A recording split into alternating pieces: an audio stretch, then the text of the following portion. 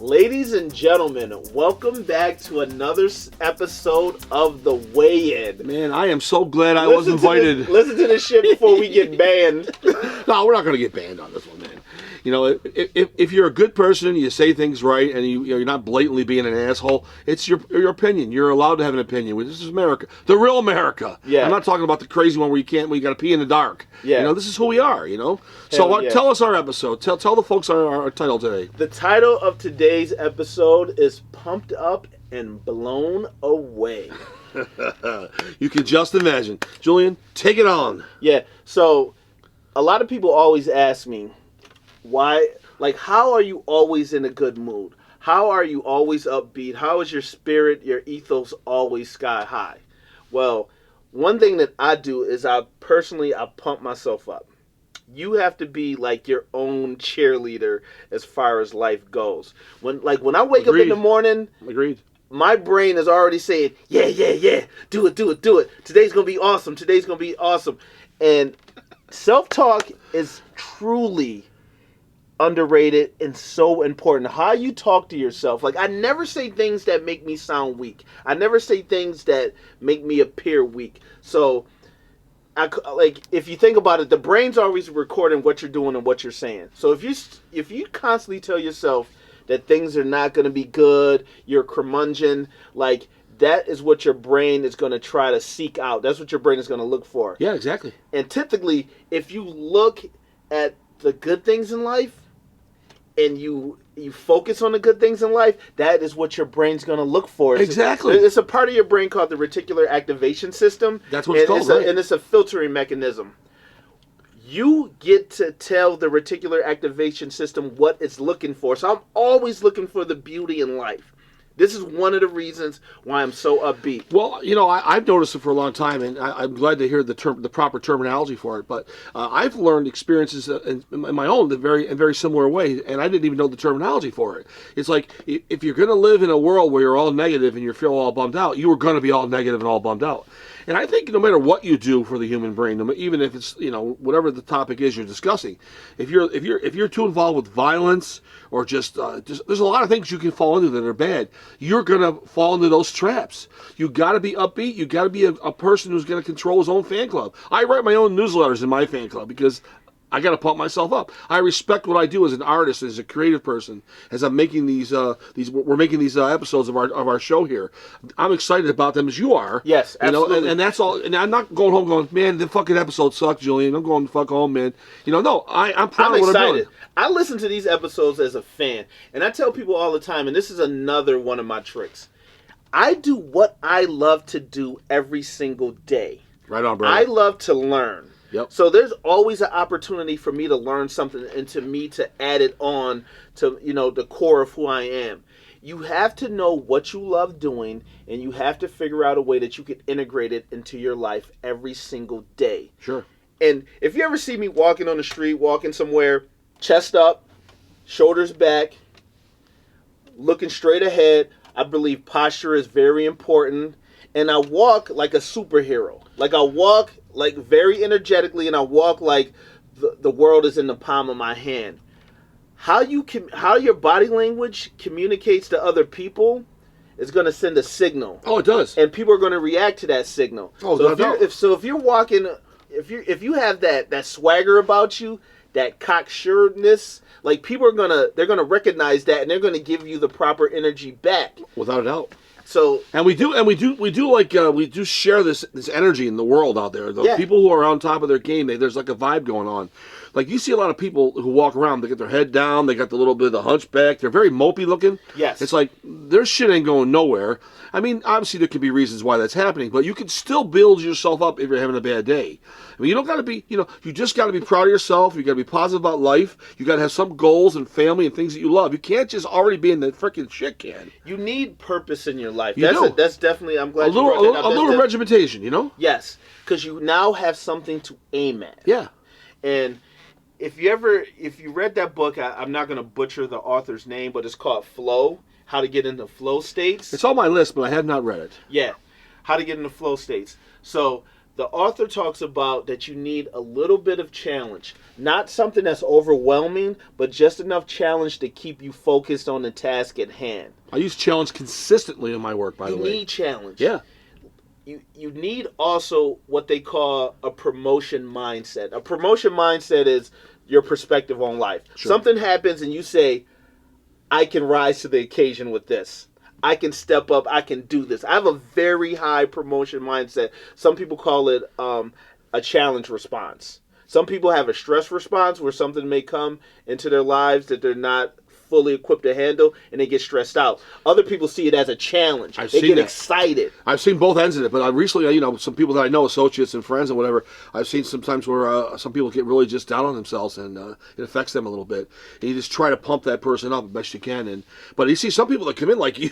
Every time I see you, it's like, "How you doing, Julian? What's going on?" What do I like? Fantastic. And I use that word a lot now, even though it's a big, great word. But it goes back to the self-talk. Yeah. You know what the word means in your brain, and now when you start personally associating with the word, you connect it to yourself. Yeah, I have, and I understand when I say it. I actually truthfully know what I'm saying when I say the word. I understand its meaning from head to toe, 1,000%.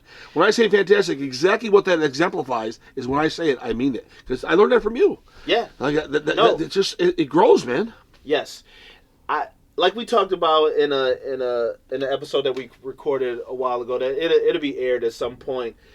I keep the iron gate around myself. I do not allow negativity in my life. That episode of That was a great episode. I was reviewing that recently. That's going to come up soon. Yeah, fantastic episode. Yeah, that was definitely a great episode.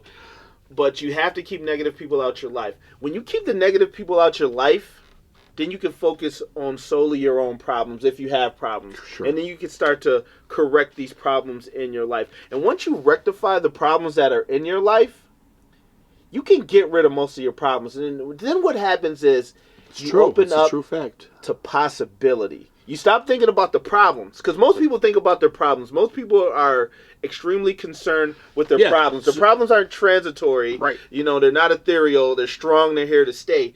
And it consumes people's lives. But once you get rid of your problems, you start to think about the beauty of life, how amazing life is, everything about life that really uplifts the human soul. In a nutshell, that you might be talking very much like a psychiatrist would, or a person that deals with people who have issues, and he's trying to bring out the essence. Because a lot of people, since they never get a chance to really step their foot into that area or that zone of positiveness, they don't realize how it actually does work for your betterment.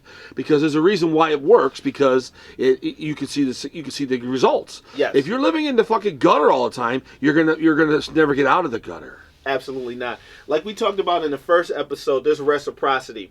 This is what people also do not understand.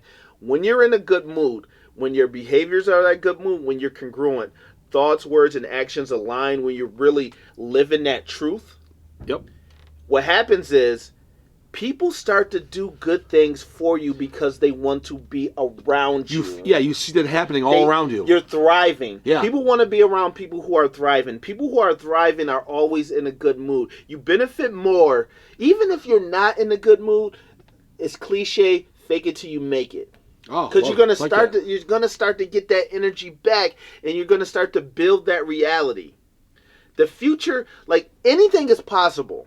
Anything is possible. It's so true. You can do anything that you want. You just have to try. And the beauty of life is that you can try right now, today, and change your life. Yeah, anything. It's mind-boggling. You're absolutely true. You don't just say, like, I can't do it. You have to try it. Maybe it takes a couple hours before it falls into place. If it doesn't fall into place, if you don't even try, let's say it's got 5 steps. If you don't get past step 1 and 2, you're never going to reach it. But you can't get to step 3 or 4 or 5 until you go through 1. Some people fear the whole step procedure. Because everything I do is based on plans. I got to build it, structurize it. I got to lay it out. I got to develop it. I got to build a structure for it. I got to find an infrastructure behind it. How am I going to be able to deliver the information, whatever it is? I'm throwing ideas out there, but people are so scared of the simplest facts of life that it's getting worse by the minute, by the way. Part of it's an ego thing. People don't want to be wrong.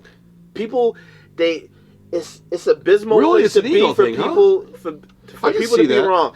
And and that goes deeper. Not only do people not want to be wrong, people want to be a master at things they've never tried. Things that Oh, you're talking about the proverbial bullshit artists. Yeah, they know everything. People who know everything. Jack of all trades, master of none. They talk about it, but they're not. They don't be about it because they're scared that they're not gonna instantly be at the highest level with this. I am not omniscient. I am not omnipresent. I don't know everything, and I don't know all. I don't have all knowledge. So when something happens that I don't understand, I ask somebody, "Can you explain this to me?" And sometimes I may say, "It's not you. It's me. Can you explain it again?" You cannot be scared to try new things, and you can't let that ego, because that it's the id. I ask all the time if I don't understand. It's the part I of ask. Psychology that wants to keep up the fabricated masquerade of who you think that people think you are. Well, definitely with males, you see that a lot more. Yes. Males don't let their guard down at all. They have a hard time showing their sorrow and things that bother them. They eat it up differently. My sister she actually was telling me a story about that once, and she works in the nursing field, and she was mentioning the same thing. Like, males just have a hard time. Yeah, they have a hard time doing that, where women are much more emotional, and they can deal with it somewhat differently than we can. I mean, the way their women are wired, if you really think about it, as opposed to men are, we're like the foragers, the defenders. We're the men of the relationships, even though it's a bit of an outdated trend once in a while. So we're more stoic, where they're more free to access their emotions. Yeah, and since they make babies, I think that the reason why they're instilled with so many more emotions from the get-go. They're aware of more emotions because they're actually making bodies that males and females, and that's an amazing fact when you think about it. Definitely, it's definitely mind-blowing. But if you allow yourself to not be afraid of your emotions, you're gonna realize that you can have mastery over your emotions, and once you get mastery over your emotions, once again, it's just something else that makes you feel good. And not only the psychological and emotional aspects, you have to eat right, you have to exercise. Oh yeah. You have to spend time with the people that you care about and the people that you like. You got to know how to chill and deal with your family and grandchildren. Yeah, we are. Yeah, we're not solitary, sharks. No man's an island. I love it, man. That's a great quote.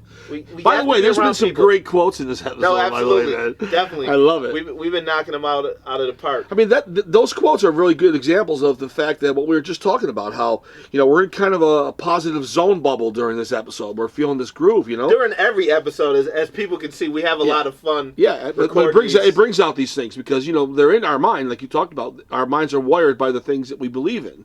So the more we keep doing it, is very cathartic. It is. Being able to talk to people, being able to communicate with people is. I agree that laughter is the same way too. It is a gift in life. It's a gift, but it's a free. It's in you. It's free. Yes. You don't got to pay for it. It's there. No, not at all. Laughing and having fun like we do in the episodes. We still get a lot done, but we know how to like strain that into positive vibes. Yeah, and it shows our camaraderie. Yeah. It shows our solidarity, being of two different races.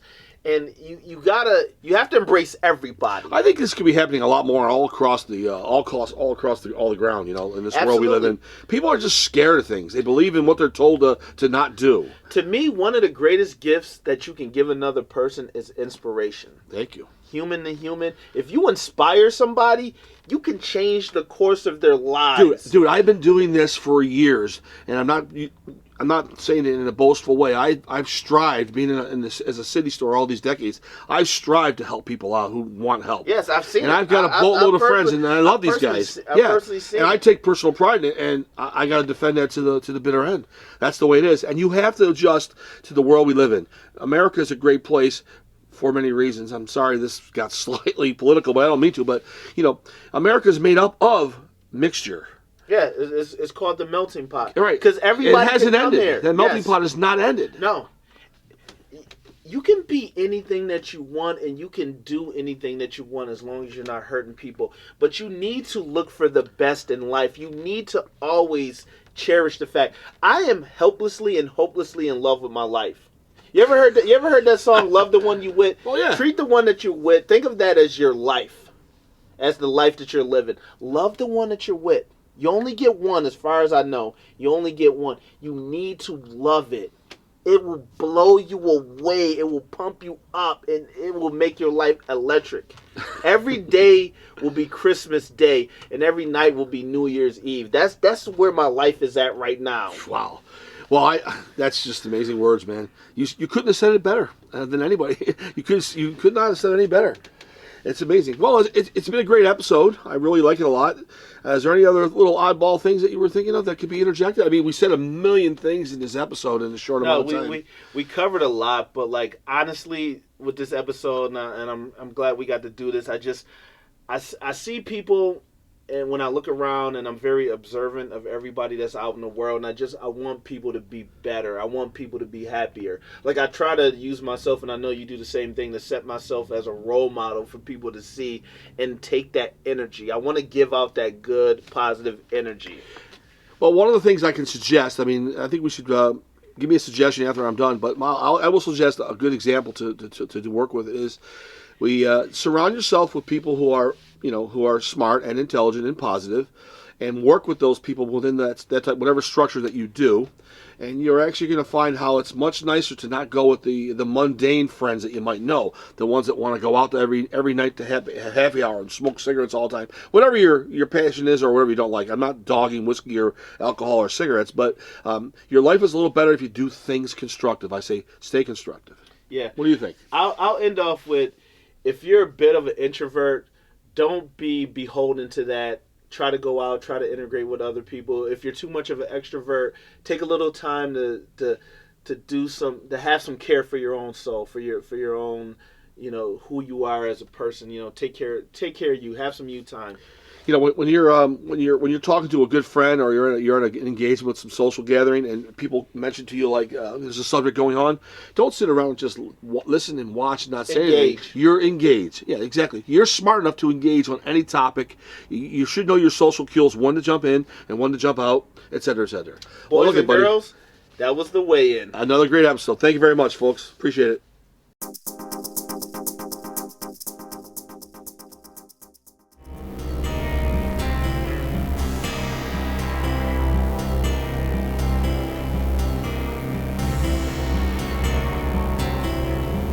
Welcome back to the weigh-in.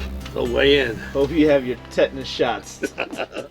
Yeah, it's going to get scrappy, and there's going to be some scabs on Monday. Yeah. But look, it's celebrating all things comic book related and comic book movie related. Here, here. Here, here. I think this episode is something we've been talking about a few times, and we really haven't had a chance to get around it. But what the hell? Let's just get right to it, I should say. Look at Marvel movies are crazy. They're going wild. We're seeing new faces all the time in the theater. And for those of you that don't know this, I happen to own Queen City Bookstore, which is a comic book store here in Buffalo, New York. It's been around for like 50 years now. The best fucking comic book store. Yeah, you know it, man. And we're very proud of the fact that it's been 50 years this year in 2019. And we have been able to stay predominantly comics. I must say that does make it complicated more than a normal hobby store these days, but it's something that we have to do, and we enjoy doing. I'm not complaining, just saying it is a bit of a lot of work sometimes. No, but it definitely adds to the credibility of the fact that you own a comic book store and not what is labeled a comic book store that has comic books in it. But it has, it has everything bubble else. Teas and gaming and freaking cook coffee. I don't know. No offense to any of that stuff personally, but a real comic store is a real comic store. Absolutely. But here we are. We're